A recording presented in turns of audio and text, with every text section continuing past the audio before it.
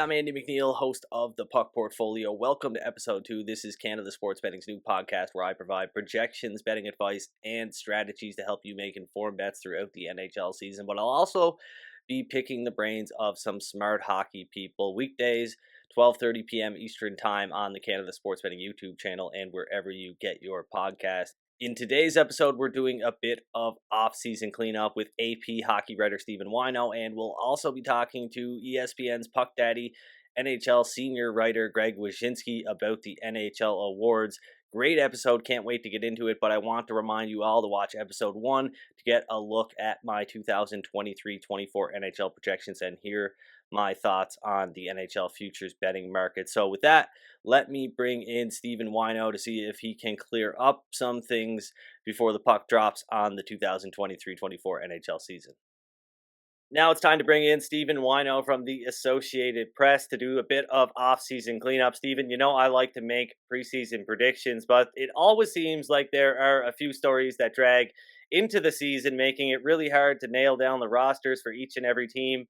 One of those stories right now is Andrei Vasilevskiy. We learned that the Lightning goaltender will be out 8 to 10 weeks. What does that mean for the Lightning in terms of their plans going forward?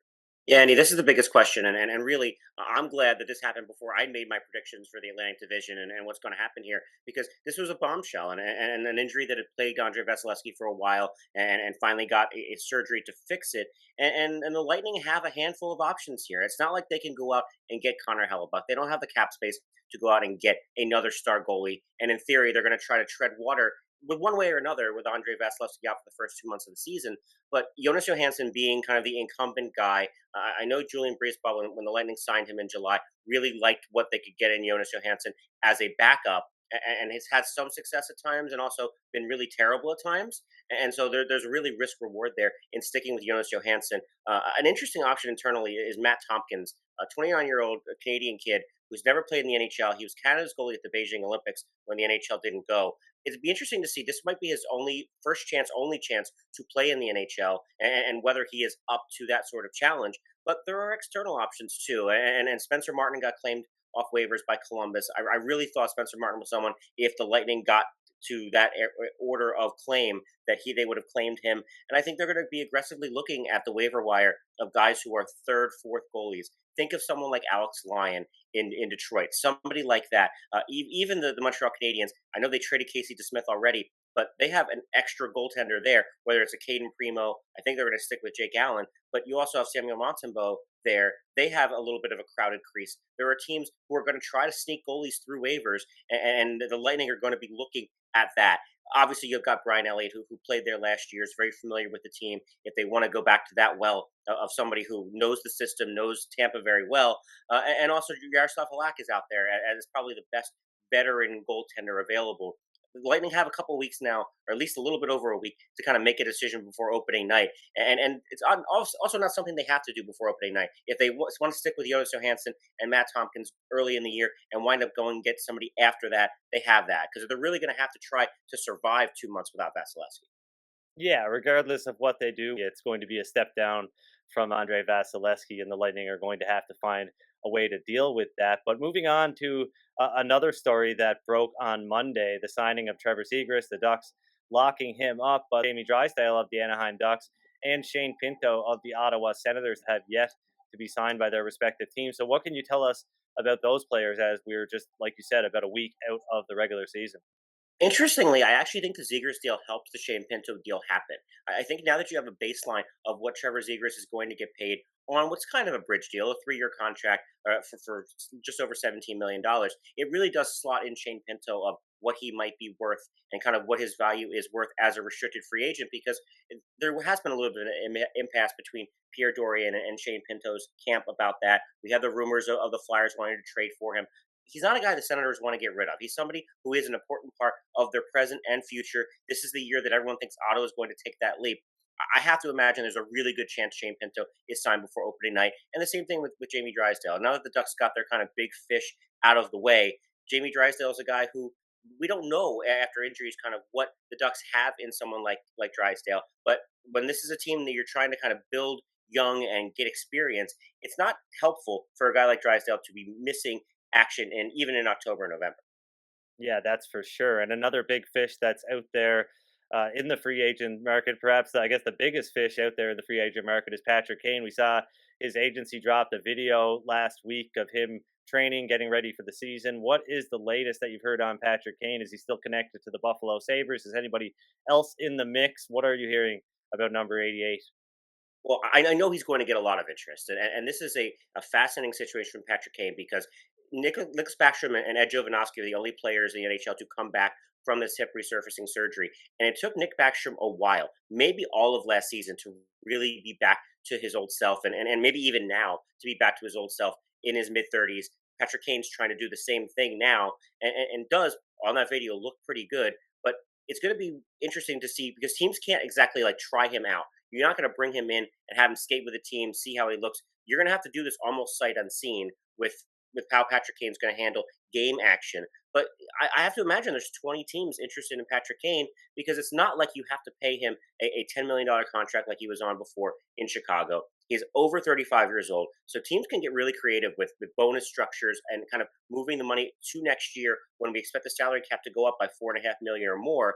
That Patrick Kane is a guy who it could be a low risk, high reward addition for a lot of teams. The benefit that Patrick Kane and Pat Brisson have is that they can wait. They can see the first month of the season and how it pans out. If the Buffalo Sabres look like gangbusters and all of a sudden are a team that are ready to take that leap to being a playoff contender, maybe that's an attractive option if he wants to go home. If there are other teams, look at the New Jersey Devils, somebody like that, a team that might be, hey, we need one more veteran player in this mix. Even the Tampa Bay Lightning, I wouldn't rule out either. With the LTIR space created by Andrei Vasilevskiy, that if Patrick Kane says, hey, no state income tax, another chance to win a championship, I don't think he's looking to necessarily cash in on a deal this season. But if he shows on a 1 year contract, perhaps what he can do in the NHL, his next contract's going to be a big one. But this is definitely a guy, obviously with a pedigree of being an NHL MVP, being a Stanley Cup winner 3 times, who is going to help somebody. I have to imagine the phone lines are going to be really bringing off the hook when Patrick Kane is ready to make a decision. But as Pat Brisson and Kane have said, they're really patient about this. They don't really need to worry about teams interested now. They get a chance to see as he's rehabbing how the first few weeks and month of the season goes before he has to make any kind of decision. What's the latest on Kuznetsov, and is GM Brian McClellan still trying to make his team better heading into the season? I think it's too late. I really do think Brian McClellan at the draft and over the summer was trying to make a deal to give Evgeny Kuznetsov a change of scenery. There was a little bit of confusion on kind of whether Kuznetsov asked for a trade. I really do think it's somewhere in between of his camp let the Capitals know he would appreciate a change of scenery, but they also changed coaches. Peter Laviolette and Evgeny Kuznetsov obviously did not see eye to eye. Spencer Carberry's in. There's kind of a new energy around the Capitals, even though they're probably going to be the oldest team in hockey yet again. But the Capitals are now counting on Kuznetsov to produce, and they weren't happy about an interview that was done actually with a Capital scout in Russia at some point over the summer, in which Kuznetsov was unhappy about the situation with Laviolette last year and and not getting traded and all of these things. I don't think it's much of anything more than kind of a training camp storyline because at this point he's on the team. The Capitals were never going to give away a guy who could be a point a game player. It was hard for teams to want to take on that contract, given that the salary cap hasn't gone up since the pandemic. That this is it. Like this is the situation the Capitals are in right now. That they need Nick Backstrom to be good. They need Evgeny Kuznetsov to be almost a point a game player if they're even going to dream of making the playoffs. Because this is adding Joel Edmondson, who's going to be out for the first probably month of the season after breaking a hand, and also Max Pacioretty probably not ready until December. The expectations on Kuznetsov are he's going to have a big year, or the Capitals look to buy him out next summer. Because if this isn't working and no solution can be found, it's hard to see Kuznetsov and the Capitals maintaining this relationship beyond this season. Yeah, the Capitals, they only got 4 games with remaining members of the 2018 Stanley Cup winning roster last season. So it'll be imperative that they stay healthy this season. But that might be tough. As you mentioned, they are one of, if not the oldest team in the league right now. Thanks a lot, Stephen. Really appreciate this. I'm sure we'll catch up with you throughout the season. Thanks for having me. Enjoy the season.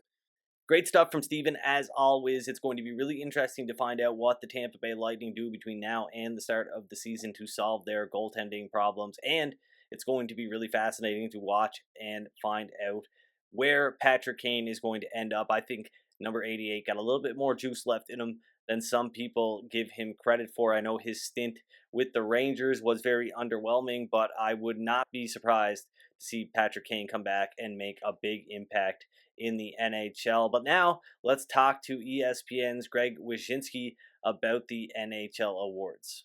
All right, we've got the puck daddy, Greg Wyshynski, here to talk some NHL awards. Now, Greg, your Awards Watch article is one of my most anticipated reads throughout the season. It provides me with a lot of valuable insights as a sports bettor. And frankly, I don't think there's anything more valuable out there in the content space when it comes to sports betting than your Awards Watch article. So, I mean, at this point in the season, we don't have any voter polls to go on. So, what sort of green flags should sports bettors and NHL fans be looking at when picking award winners at this point in the year? Well, it's a combination of two things. One is to definitely look at the results from last year, and you can find the full voting results on the Professional Hockey Writers Association website or also on hockeyreference.com. They have them chronicled there as well. And for certain awards, definitely the Norris Trophy, definitely the Selke Trophy, you do have this tradition of guys that are sort of like bubbling underneath the surface that eventually win. With the Selke, it was Sasha Barkov, it was Andrei Kopitar, kind of popping up and winning on those years when I guess the voters decided not to give it to Patrice Bergeron. The Norris Trophy is famous for having a situation where guys that finish second or third come back to eventually win the trophy because it's their year. There always seems to be a couple guys that get designated. It's like their year going into that voting. So those are the two things that I'm looking for as far as potential winners of these awards. But ultimately, it is a very sort of you got to be in it to win it mindset with these voters. So you also have to take into account which teams you believe are going to be playoff teams, and in some cases, which teams might be surprise playoff teams. Like if you have, say, the Vancouver Canucks bounce back into the playoffs, and Elias Pettersson is killing it and is one of the primary reasons they're there, well, that guy might get a Hart Trophy nomination out of this, based on how many people really love to watch that kid play, and if he's the one dragging the Canucks by the scruff of their neck into the playoffs. So always keep that in mind too. The what the narrative might be, and what the voters might be looking for at the end. Sabres goaltender Devon Levi. He is a popular pick to be in the running for the Calder Trophy as the NHL's top rookie, but the goalie position is a bit of a tough one when it comes to NHL awards. So, is Devon Levi in the running here? Are people trying a little bit too hard to will this into existence with this rookie goaltender heading into this season? Well, there's a couple things about Levi that I like as far as his candidacy goes. And you're right. I mean, goalies winning the Calder is kind of a rarity, but you have such a loaded rookie class at forward this year. Connor Bedard, obviously, with the Blackhawks as your leading candidate, but you go beyond Bedard, you're going to have Logan Cooley with the Arizona Coyotes, who I think sneakily might be the guy that steals the Calder if he wins the point scoring race. We can't forget about Adam Fantilli with the Columbus Blue Jackets. Like, I think people are assuming that Bedard might be someone who elevates his team a little bit based on his play. I think that could be Fantilli at the end of the day with the way that he plays and his determination to make a mark as a rookie. So you might have a number of guys cannibalizing themselves as far as votes go at the forward position this year. Not so much on defense. I think you're going to see Luke Hughes maybe get a lot of love there if he ends up putting up good points, point totals with the Devils this year. But with the forward group kind of cannibalizing themselves, it could open the door for Levi in goal. And then more importantly, like I was mentioning earlier, like Buffalo Sabres haven't made the playoffs in over a decade, okay? If Devon Levi is the guy who gets the majority of the starts and you can point to him and say he is the determining factor in them making, say, like a wild card spot in the Eastern Conference, that is an undeniable narrative and the kind of thing that pushes a player over the top when it comes to the Calder Trophy. Yeah, absolutely. He'll put himself in a good position if he's able to do that. But another thing that I want to get to before I let you go, Greg, is voter fatigue. In 2022, five voters left Connor McDavid off their Hart Trophy ballot altogether, and one voter left both Matthews and McDavid off their ballot. They were the two leading vote getters that season. Is voter fatigue something that bettors should consider when picking their NHL awards? And is there any particular trophy race where you could see it coming into play? Do you think we'll see the first back-to-back MVP since Alex Ovechkin in 2008 and 2009? I think First of all, yeah, with McDavid. I mean, I think the thing about McDavid is that becomes sort of like undeniable in how good he is. That even if you are sick of the same person winning the award year after year after year, he kind of makes it hard to ignore the cases that he states. Voter fatigue is kind of a funny thing, but I do think it's real. I think it's the reason sometimes Bergeron, despite being great, wouldn't win the Selkie. I think it's Blasphemy. maybe what impacted. I know, right? What impacted Cale Makar last year. We're looking for reasons not to say he's the best goalie. He didn't play enough games is the reason that we had last year as a voting group. And I mean, honestly, like when he did play, he was by far the best goalie in hockey. So I mean, best defenseman in hockey rather. So it wouldn't shock me to see him rise up and win the Norris again. So yeah, I mean, I think that's why you do see new faces win these awards at times because you do have voter fatigue, and we don't want the same guys winning over and over again. It seems like, and it's something to keep in mind going forward. Awesome. Well, I have to implore everybody to check out Greg's Awards Watch when it does come out later this season. It is an invaluable resource for sports bettors and hockey fans. But are there any awards picks that you think are great bets to make heading into this season? Yeah, I don't know what the current numbers are on him, but I really like Nico Hischier for the Selkie. I think that he's exactly the type of player that has been under the surface behind Bergeron. He's going to be on another really good team with the Devils. He was right in the mix last year. He is the type of player that certainly has been waiting for his due as one of the premier two-way centers in this game. And you could tell that if the Devils are good again, and he is seen as being the guy who plays defense while Jack Hughes doesn't, which isn't even true because Jack does D up pretty well. It's what leads to his offense. But he's sure seen as that second line center that does everything. And if the Devils are competitive again, if it looks like they're going to be a championship contender again, it wouldn't shock me to see him get some Selkie love because he hasn't won it before, and it could be his time. Awesome stuff from Greg. There's really only one downside to Greg's NHL Awards Watch article, and that is that odds makers can read it too. It really does offer a ton of value to sports bettors. And as far as Nico Hischier goes, at one sports book that is offering odds on the Selke Trophy winner, he's the betting favorite at plus 350. So, Greg, pretty much on the money there. Thanks for tuning in to episode 2 of the Puck Portfolio presented by Canada Sports Betting. Episode 3 will be released Thursday and will feature a conversation with Michael Leboff from the Action Network's Line Change Hockey Podcast for more great hockey talk. Thanks for joining us.